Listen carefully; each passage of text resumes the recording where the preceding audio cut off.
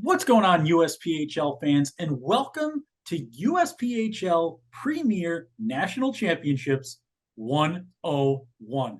We're calling this season the Dan K National Championship model. Why?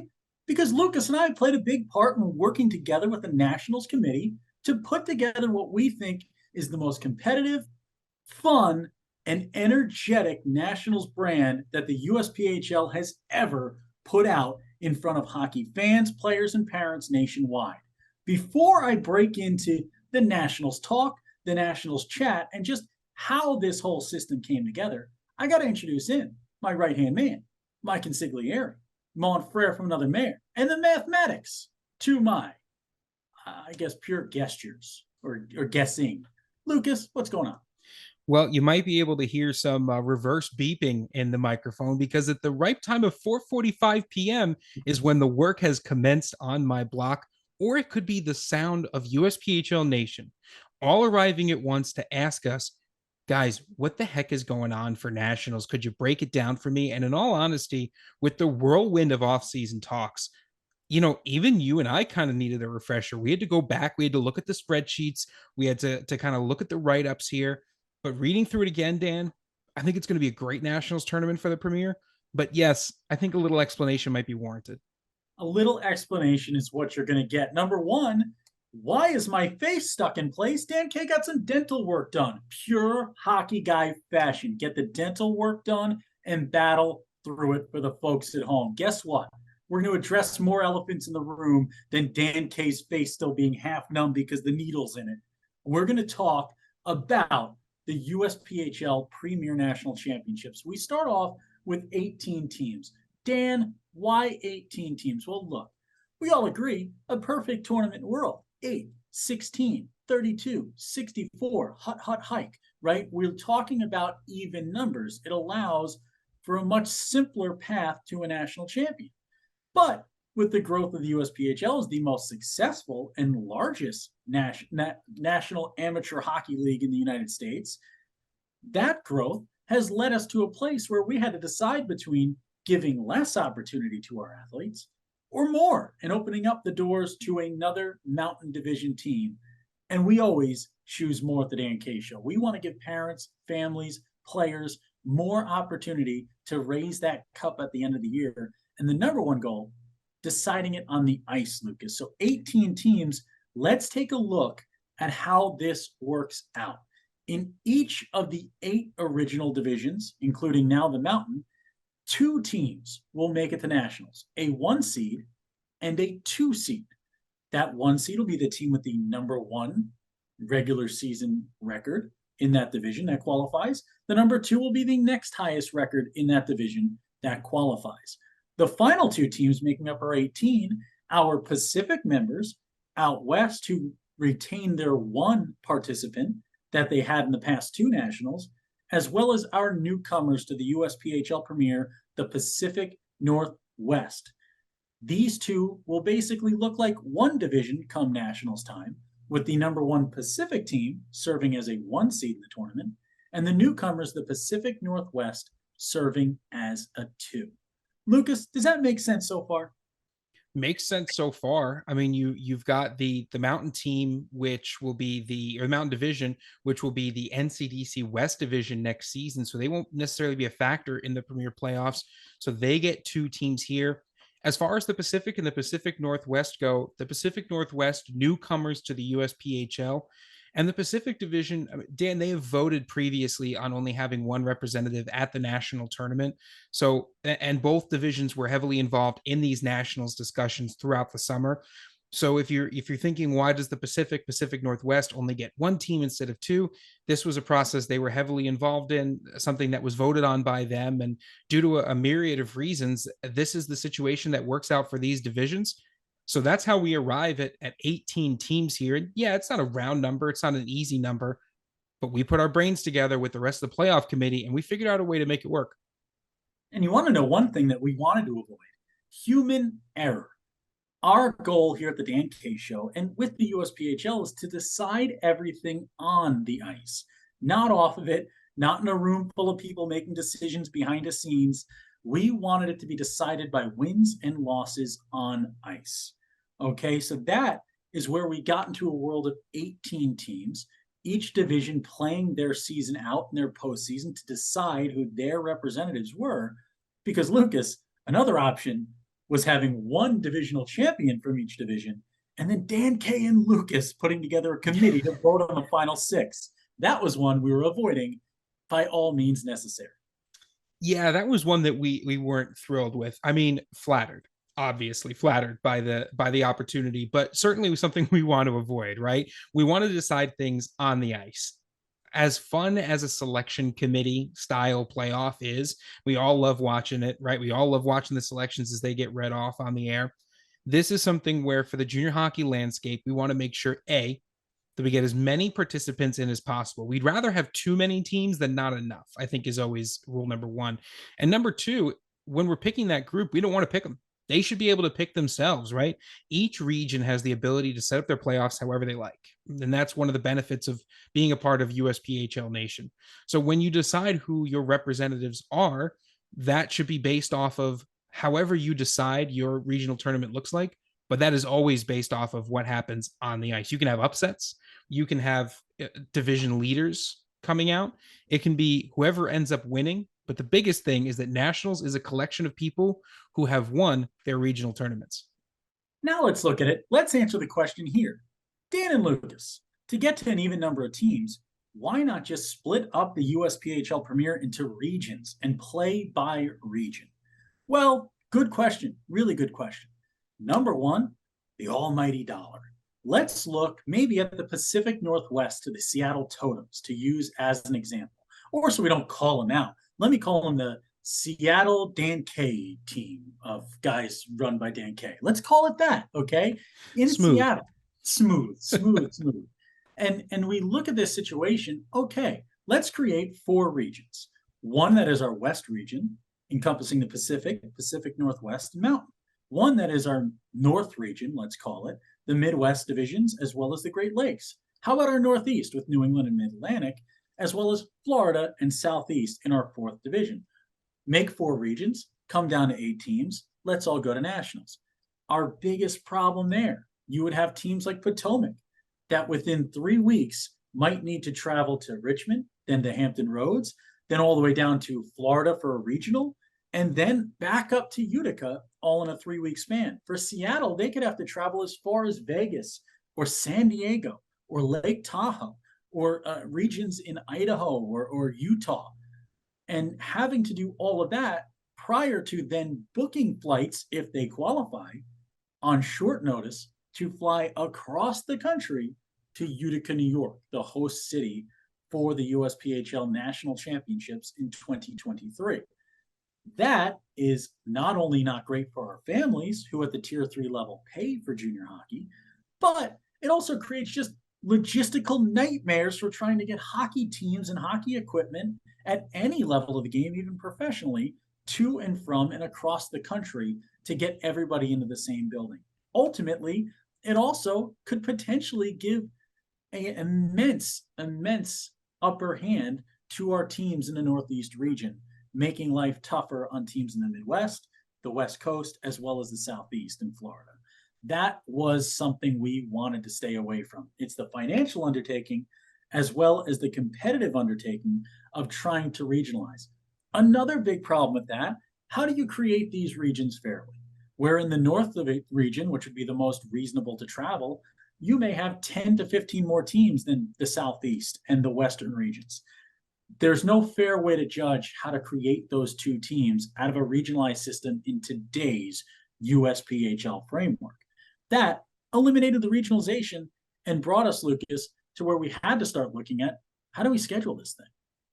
Yeah, I mean, to the regionalization point, it's something that works well, I think, sometimes in college sports, but because, like you said, Dan, truthfully, their budgets are bigger, right? Their budgets are bigger. They have bigger operating budget. Going to nationals is a huge expense for a team, and I think that's something that sometimes gets overlooked in the grand scheme of things. But it is a huge expense, and so the USPHL wants to be as equitable as possible. And for the bottom line reasons, I think you can't necessarily regionalize there. But I think one of the things that, the USPHL also tries to do is to make things as equitable as possible, right? We talk about fairness, but there's also the discussion of equity.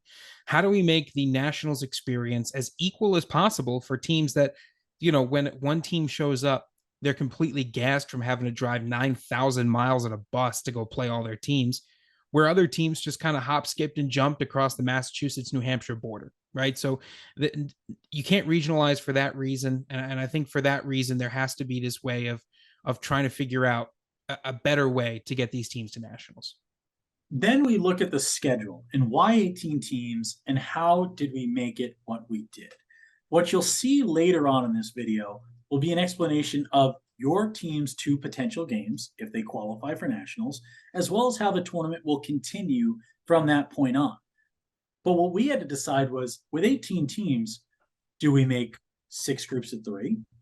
Do we make 3 groups of 6? Or do we eliminate pool play altogether? The answer in our system was to eliminate pool play altogether. Why is that? To have a group of 3 and 6 of them, you have 2 issues.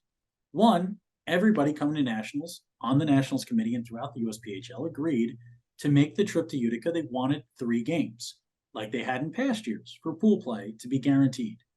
So in a 3-team pool play system, you'd have to have what's called a crossover game, something we see in youth events.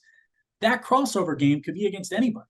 So I, Team A, might have to play the Lucas's greatest hockey team of all time, where Team B, who is competing against me in my group play for the one spot to get through, is playing against Dan K and only Dan K as a one-man team who can't possibly beat that team. So if a tie is broken by that crossover game between our 2 teams, that isn't very fair to the group play system. In addition, 6 teams in a group and having 3 groups of 6, you can't possibly play everybody in a 3-day span. You can't play 5 games over 3 days and then go compete for a national championship. On top of the issues with group play as a whole in this version of the tournament with 18 teams, was the idea that nobody wanted to add a bye, an additional day to nationals where no hockey was played for a team. That is something that creates more cost on families, creates more cost on players, and it also adds an extra day to the nationals experience and makes the logistics, again, for travel, for all the things in between, a little more difficult for teams who might try to book ahead of time a lot of their travel to be prepared for nationals, both going to and coming home from. So it left us in a world where we had 18 teams, no home to put them in. How do we get that done? We create a 2-game schedule that is basically an 18-team pool play where our 1 seeds can only play our 2 seeds and our 2 seeds can only play our 1 seeds, giving benefit to those who do well during regular season over those who don't do as well but still qualify for nationals. And we also work to give benefit, Lucas, to teams that performed well or divisions that performed well in past years.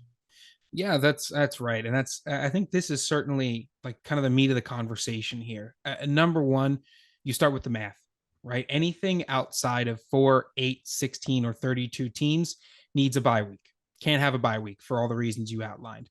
So we have to find a way to get those teams to 16, right? So how do we do that? Well, you can't have pool play because of the same reason. So you get rid of the pool. And I think one of the benefits that you have to getting rid of pool play, and again, I think this is a very frank conversation with parents and players, some of whom who've been to nationals before, some of whom may be going for the first time. A lot of times in pool play, what you see is a meaningless game. You see a game that for one team or another team or both teams doesn't mean anything. And the problem really arises for me and for you, Dan, I know because we've talked about this, is that when it's one team that the game doesn't matter and another team that it does, a lot of times you see a different style of hockey come out from the team from which the game doesn't matter anymore. And that creates a lot of issues. It creates competitive issues, it creates health and safety issues. So we wanted to avoid that altogether. I think the best thing about the way that we've constructed this, there is no meaningless game. There is never a situation where a team is playing for nothing. Even teams, and we'll get to this in a bit, that end up in the 17th and 18th spot after the first 2 games are still playing for something in that third day. I think that is the biggest success of this system. Let's take a look at the system. Let's get into the bare bones. Let's dig in deep to the 2023 USPHL Premier National Championship Tournament format. We start with what we're calling the seeding round. Again, your 1 seeds and your 2 seeds. Our 1 seeds, as you see with your seeding round schedule, can only play 2 seeds outside of the Pacific Northwest, who will serve as the number 2 Pacific team. Our 2 seeds can only play, well, 1 seeds, right? Giving onus to regular season and postseason performance for teams who are good all season long. Our schedule was created with a mix of cross-divisional winning percentage from the past year and a half, as well as performance at nationals by given divisions who performed at nationals, as well as also ensuring that no teams from the same division or the geographically closest division to them by mileage could potentially play each other in these first 2 seeding round games. So you might look and say, hey, I did the math and we're the second best team, and the division next door to us is the third best team. We should play them. Well, guess what? In this case, because they are geographically closest to you, you would not play them. So this schedule laying in front of you here is your 2-game schedule. As Lucas discussed, the beauty of this format is coming from this 2-game schedule is that guaranteed third game for all 18 parties involved. For our top 16 performers in those 2 seeding round games, they will be seeded 1 through 16 based on performance in their seeding round games. That is performance in the 2 seeding round games. Our final 2 teams, 17 and 18, who finished second to last and last in those seeding round game results, they will play one another in basically what we're deeming the Dan K Cup. It is going to be a game heavily driven at scouting, heavily driven at scouts, with incredible work done by all the broadcasters in attendance to make the most unique experience for every player involved in the only consolation game throughout the entirety of the Premier National Championship. This will be the first USPHL tournament ever to have every single game but one matter towards a national championship. You can lose 75 million to nothing in your first game of the seeding round, come back the next day and grab a point and still stay alive in this tournament, Lucas. And that's what I love. Yeah, and it comes down to that. If you can grab a point on day 1, you are all but mathematically certain to make it into that group of 16. And we've even in our simulations, Dan, run the numbers a bunch of times, and there are some teams that even if they don't grab a point, have a chance to make it based on goal differential, right? One of our tiebreakers. And I think the biggest thing about this consolation game, the 17 versus 18, and it does not matter in the sense of determining the national champion, but it does matter to the players on the ice. Yep. There is incentive there to play this game like a championship game because it'll be getting the Scoutcast branding. If you've seen the NCDC Scoutcast that the Dan K Show has done before, it is graphics for players. It is bench interviews. It's discussions with scouts and other coaches. You never really know who's going to be watching one of these games. And we've had scouts tell us that, I mean, they're watching these broadcasts, they're watching these events. So it is a good opportunity to keep yourself motivated, to keep yourself moving towards a good, clean game of hockey. And then on the same day, you're going to have that first round of 16 go off. Yeah, and we look at the tiebreakers now. So you're saying, okay, Dan, everything rides on these 2 games now that you've given me, and I don't like my schedule. What I will tell you is that number one, your schedule had no human intervention. It was all numbers that created that schedule. Numbers and mileage created the schedule in front of you. Number 2, if you're a 1 seed, no complaints. You get to face a 2nd seed from 2 different divisions in your path. If you're a 2 seed, you've got to deal with the 1 seeds for finishing second or further back in your division. But after the seeding round is all said and done, we look at our tiebreakers. How do we break a tie? Number 1, most points.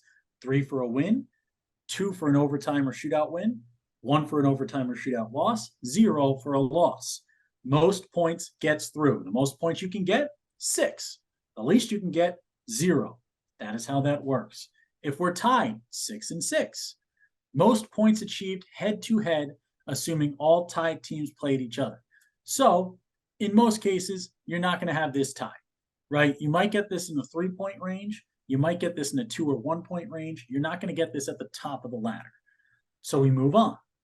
Goals for divided by goals for plus goals against. Dan, why not just goal differential? The big reason this number is taken into account is because we do not want to incentivize the 21-10 shellacking or the 20. We don't want people pulling netminders to try to score as many goals as possible. Defense matters most.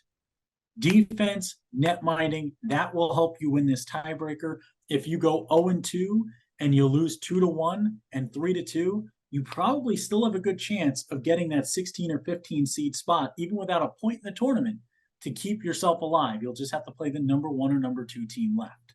Next up, if we're still tied, we go back to putting the onus on regular season performance. And this is something the coaches loved about this system. This was voted on by every coach unanimously, along with the first 3 in front of it, putting the regular season winning percentage first. If I am 44-0, I move on.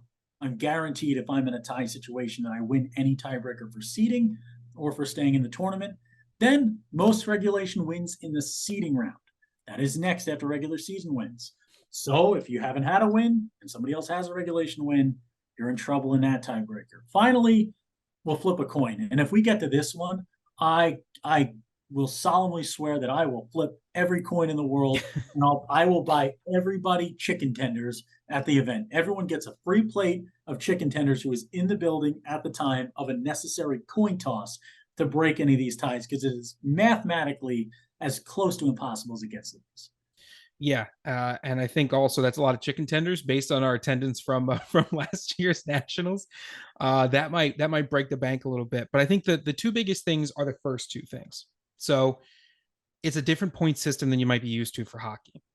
That incentivizes the new system of games not ending in a tie. And I really like the way that the quote unquote goal differential is handled here, because, in one sense, I'm a defense first guy, always have been, always will be. But no one wants to see a team win 15-0 and then beat a tiebreaker because of that. That doesn't help anybody, right? That doesn't make a good Nationals product. It doesn't make it fun for scouts. It doesn't make it fun for other teams when you incentivize just beating up on a team because you've got their number one day.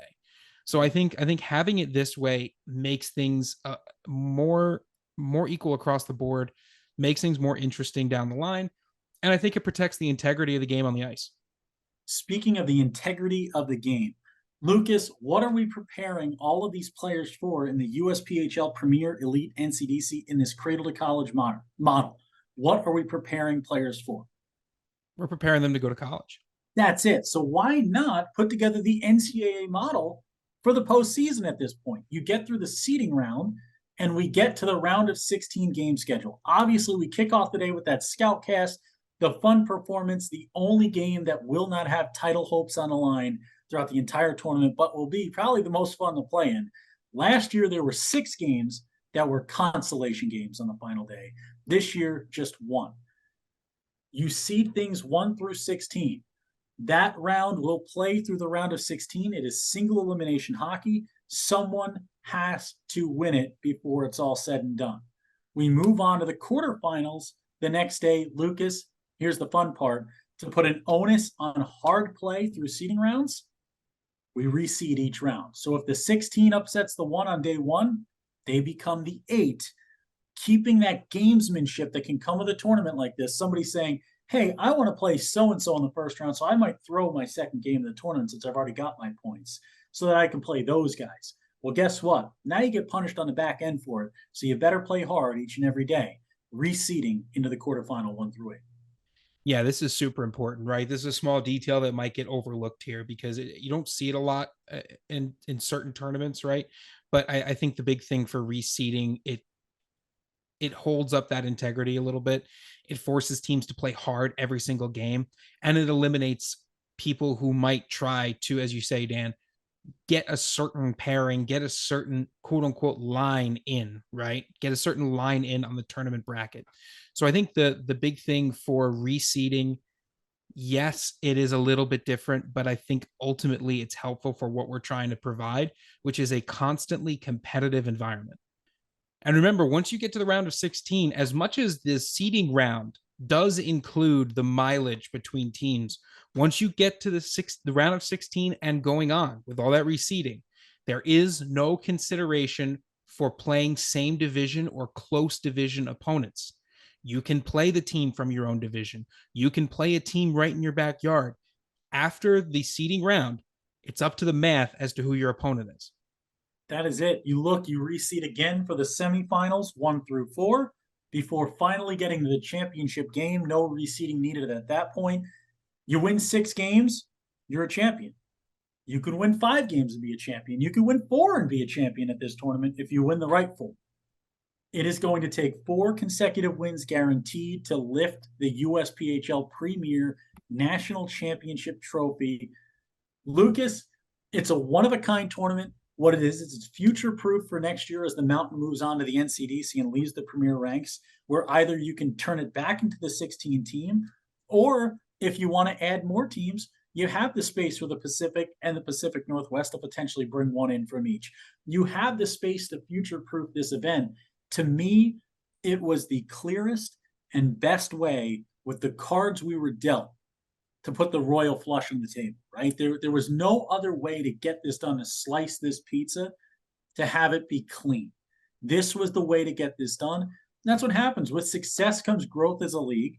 And with growth as a league comes changes. And with changes come, you either can do them with your eyes closed and say, let's just hope for the best when we get to nationals, or you can take the tactful approach like we did here and put together the best event that takes away nothing from players.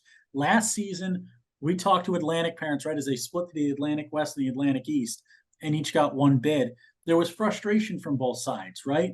This year, that Mid-Atlantic group has been shrunk down a bit, and now they're getting their 2 teams this year straight from the Mid-Atlantic, so they all get to play for that same prize as everyone else in that region. For the Pacific and the Pacific Northwest, it's a long trip out to Utica, New York. That is a long trip. That is a long flight. That is a lot to do on short notice once you do clinch that spot at nationals. So for them, it's smart to have that one team from each, as the committee came to and everyone voted on, right? But as the future comes on, I'm excited for more growth. I'm always excited for more opportunity for our families to play the game of hockey on the biggest spotlighted stage. This event in Utica, it is going to be absolutely stunning. I cannot wait for it. Lucas, the elite, it's pretty easy to understand because it's what it's been. 8 teams go, 2 from each division. It's 2 groups of 4. We play pool play. We decide it with 4 teams in the semifinal, followed by 2 in the championship. That's a 5-day event. Elite's easy to understand. Premier's new. What do you got for me? How do we close this thing out? Well, I think the big thing for me is we're still going to get the pool math, right, from the elite, the pool math that I know Dan loves more than anyone else, but seemingly and frustratingly for me, everyone seems to love just as much as Dan. So you'll still get that in for elite hockey. You'll get a little bit of an interesting format, but the biggest thing is now you'll see potentially a little more stability with the Premier as the league shifts, grows, potentially changes. There's always those discussions about realignment of divisions every single year. Now you have a little more stability when it comes to the nationals format. You're not trying to reinvent the wheel every year. So I think that is a huge positive. I think overall, we have been presented with a lot of issues and we've tried to tackle each one. And these meetings were long and there were a lot of them and they were contentious because people care. These coaches care for the players. They want the nationals experience. And it's a prestigious event, USPHL Nationals. So much so that more teams want to show up, right? Who are you going to kick out, right? If you wanted to say, oh, we're only bringing 16. All right, well, tell me which teams don't deserve to be there. Yeah, go Tell me which teams don't deserve that chance. So I think having the extra teams come out and having this format gives a few more teams a chance to be either that upset or be that favorite steamroller. I'm always happy to see more of our USPHL friends at nationals. Yeah, and for the Northwest, they might be getting 1 instead of 2. For the Pacific, they might be getting 1 instead of 2, but nobody's losing anything that they had before. Right. That was the goal with this system. Nobody gets less. That's our goal. Our goal is to give you the families, you the parents that invest, you the players that are investing time, effort, sweat equity into this great game of hockey, this great sport, with all of us in the USPHL and the Dan K Show. Our goal is to give you the best experience possible. I will answer for this system, the Dan K model, the Dank model, till the end of time. You guys can ask questions, reach out to us. If you want to do an interview with Lucas and I and talk to us about it, we will break it down for you as to why this is the best option. The big thing is I'm all for real answers, not pie in the sky. I almost said sky in my pie, which is sky is technically always in your pie because it is the world around us. Is that true, Lucas? Scientifically? No. Sky is Incorrect. not always in your pie. So atmosphere is in my pie. I mean, elements are present in your pie, I guess. Okay, got it. Well, I'll take that. Molecules and atoms and all that kind of jazz. I'll say that's in my pie. But what isn't in my pie is a bad playoff system or a system that makes the game too cost prohibitive for players around the country to play, not just all season, but at the highest level of the game. We want guys to earn the title on the ice, and that is what we do on the microphones. We earn the title as the most watched show in junior hockey. You can reach out to us, dankshow.com.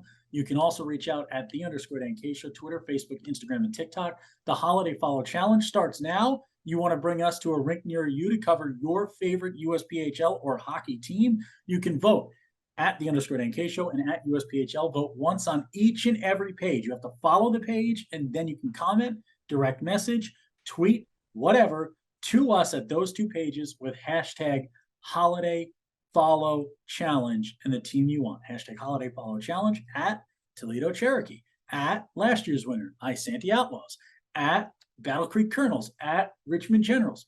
Whoever you want to vote for, tweet at us, message at us, whatever you need to do. Reach out to the Dan K Show today. When Dan K's on a mic, it's always hockey night. We'll see you in Utica, New York for the 2023 USPHL Premier and Elite National Championships.